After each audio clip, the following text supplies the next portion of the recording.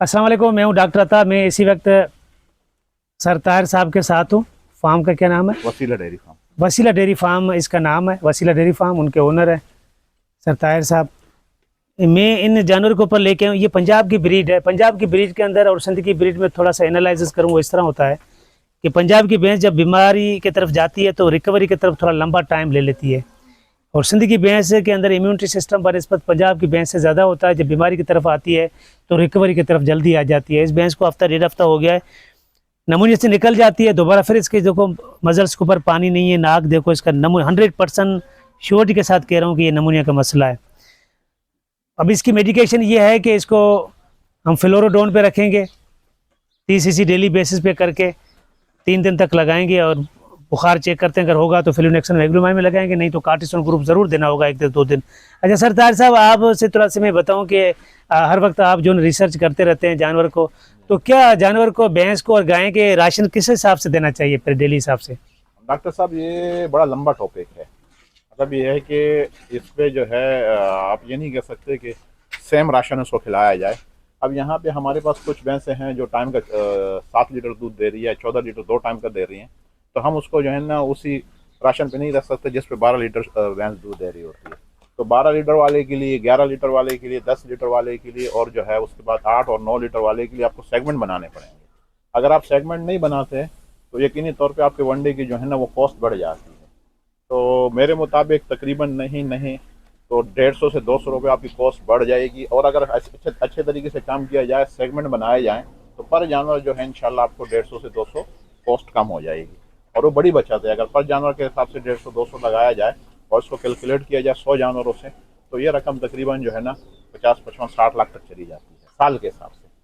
तो ये सूरत हाल है कि अब फील्ड में मामला ये है कि जो हमारे यहाँ जो वो है, क्या कहते हैं, भैंस के मुतालिक कहा जाता है कि भाई इसको जो है ना वंडा ये 110 ग्राम जो है ना पर लीटर वंडा, इसको जो है ना प्रोटीन दरकार होती है। जो क्रूड प्रोटीन होती है 110 ग्राम पर लीटर दरकार होती है। इसी तरीके से जो है ना 80 ग्राम पर लीटर जो है ना वो गाय के लिए दरकार होती है। तो गाय के वंडे और भैंस के वंडे में बड़ा फ़र्क होता है। अब गाय के वन यहाँ पर गाय को भी वही वंडा दिया जा रहा है, भैंस को भी दिया जा रहा है, और एक मखसूस क्वांटिटी रखी हुई कि भाई इसी के मुताबिक चलना है। तो मेरे मुताबिक ये ज्यादती है। जो ज़्यादा दूध दे रही है उसको ज़्यादा वंडा दिया जाए, जो कम जानवर दूध दे रहे हैं उसको कम दिया जाए। वरना ये होगा कि जिसको ज़्यादा दिया जा रहा है उसमें जो है ना आपको वंडा अगर कम देंगे तो वो लाम तोड़ देगा, 6 महीने के अंदर अपनी दूध कम कर देगा। और जिसको जो है ना कम दूध वाली है उसको ज़्यादा वंडा दोगे तो उसके जिस्म पे लगेगा। यहाँ जोर ये दिया जाता है कि जिस्म पे लगता है। हालांकि जिस्म पे भी अगर देखा जाए, जिस्म पे भी जो आप वंडा उसको दे रहे होते हैं उसमें से 70% लगता है, 30% ज़ाया हो जाता है। तो ये सारी चीज़ें जो है ना इसमें बड़ा लंबा टॉपिक है। अच्छा, ये जो आम मल्टीनेशनल कंपनी वाले बोलते हैं अगर आपको भैंस 2.5 लीटर दूध देती है तो उसके ऊपर 1 किलो वंडा खिलाएं, या आपको गाय 3 लीटर दूध देती है तो उसके ऊपर 1 किलो वंडा खिलाएं। इसके बारे में आपका क्या, कि किलो के ऊपर अगर भैंस अगर किलो दूध देती है तो किलो के ऊपर कितना राशन का हिसाब से होना चाहिए? मिसाल के तौर पे अगर देखें, बात सुने डॉक्टर साहब, मामला ये है कि भैंस को जो है ना एनर्जी की, पर लीटर एनर्जी की तकरीबन 3200 एनर्जी की ज़रूरत होती है, और इसको तकरीबन जो है प्रोटीन की पर लीटर ज़रूरत होती है 110 ग्राम की। अब आपको देखना पड़ेगा कि जो वंडा है उसकी सीपी कितनी है। सीपी मिसाल के तौर पे अगर 222 सीपी है तो फिर उसको 220 ग्राम बनेगा। तो वो फिर आप जो है ना उस लिहाज से वो करेंगे, कैलकुलेट करेंगे। अगर 22 सीपी का वंडा है तो उसकी मिकदार और कम हो जाएगी, लेकिन अगर 20 सीपी का वंडा है तो उसकी मिकदार उससे थोड़ी ज़्यादा बढ़ेगी। इसी तरीके से उसकी सीपी भी देखी जाएगी कि सीपी कितनी है, उस सीपी के हिसाब से आप अपना वंडा, मसलन मेरे पास अगर वंडा 16 सीपी का है तो उसका मतलब है कि मेरे पास जो है ना 1 किलो में 160 ग्राम क्रूड प्रोटीन मौजूद है।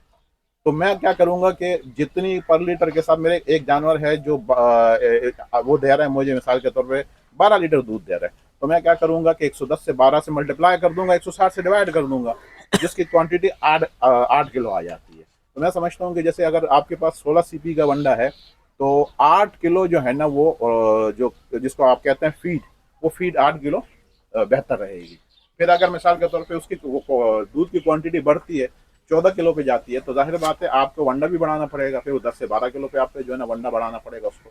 और अगर इससे कम होती है तो उस हिसाब से आपको कम करना पड़ेगा। अच्छा माशाल्लाह, आप जो जिस तरह से एनालाइज कर रहे हैं राशन के हिसाब से, जो इंग्रेडिएंट्स उसको रिप्लेस कर रहे हैं कि इतना दूध होना चाहिए, इतना राशन होना चाहिए, इतनी एनर्जी होनी चाहिए, इतना किलो प्रोटीन होना चाहिए, आपका क्या ख्याल है यहाँ पे जितने लोग फार्मिंग करते हैं क्या वो एनालिसिस करते हैं लेबॉरेटरी एनालिसिस के हमारे राशन के अंदर कितनी CP है, कितना TDN है, कितना एनर्जी किलो कैलोरीज है, कितना टॉक्सिन है, कितना फैट है, कितना फाइबर है और कितना एश है, ये सब लोग इस तरह बताते हैं? नहीं, मैंने तो अपना वंडा जो है ना पहले अपने लेबोरेटरी टेस्ट करवाया, मैंने देखा कि टॉक्सिन इसमें कितना है, इसका TDN नंबर कितना है, इसकी फैट कितनी है, तो मैंने तो अच्छे तरीके से एनालाइज किया, बल्कि मैंने देखा कि कितना है और ड्राई मैटर कितना है इसके अंदर जो है ना, वो ये सारी कैलकुलेशन की, उसके बाद जो है ना ये रिजल्ट निकाला।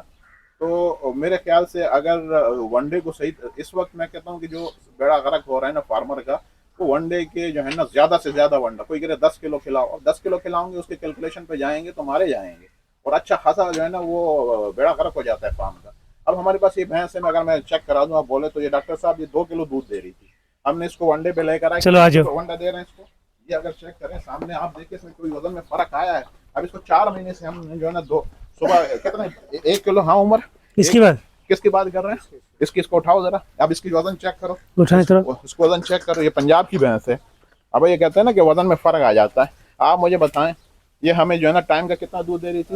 ये 2 किलो हमें दूध दे रही है और 2 किलो वंडा दे रही है। हम उसको जो है ना 2 किलो वंडा दे रहे हैं। अच्छा, पहले आप इसको 8 किलो वंडा खिला रहे पहले थे। 8 किलो वंडा खिला रही है, यहाँ पे जो है ना लोग 2 किलो दूध वाले को भी 8 किलो वंडा तो खिला। नाज़रीन, आपने सुना ये लफ्ज़ सर ताहिर साहब का, यहाँ पे ये फार्म है वसीला डेयरी फार्म के नाम से, आर्मी लैंड के अंदर। आपने इनके अल्फाज सुने होंगे, बहुत ज़बरदस्त बेहतरीन वर्ड्स आपने सुने होंगे। देखो ये जानवर अगर आपको 2 किलो दूध दे रहा है तो आप किस हिसाब से उसको 8 किलो का राशन का राज दे रहे हो, तो जानवर की बॉडी वेट के ऊपर लगेगा, वो तो जानवर की बॉडी वेट गिरोह की तरफ जाएगी, लेकिन दूध की प्रोडक्शन इनहांस नहीं होगी।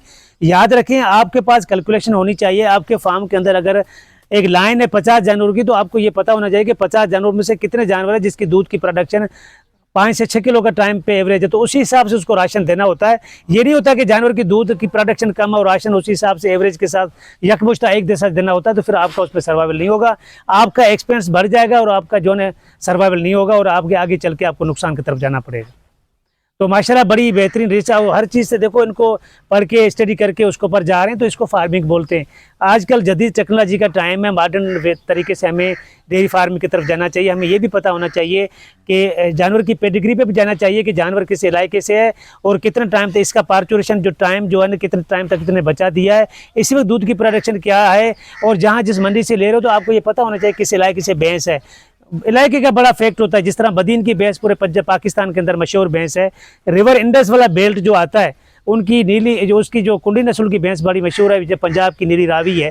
तो आपके पास अगर अच्छी ब्रीड नहीं है या आपको ब्रीड का चुनाव नहीं है, ब्रीड के बारे में आपको हाव नाव नहीं है और राशन के बारे में भाव ना हो, या वैसे ही ऐसे 8 किलो 9 किलो के एवरेज से आंखें बंद करके राशन दे रहे हो और वो दूध के बारे में कैलकुलेशन आपको नहीं है और वनडे की कैलकुलेशन नहीं है कि कितना इनपुट हो रहा है, कितना आउटपुट हो रहा है, और मेडिकेशन भी बेताशा ऐसे मिस मेडिकेशन है और मेडिकेशन कर रहे हो, तो मेरे ख्याल में आपका नुकसान होगा।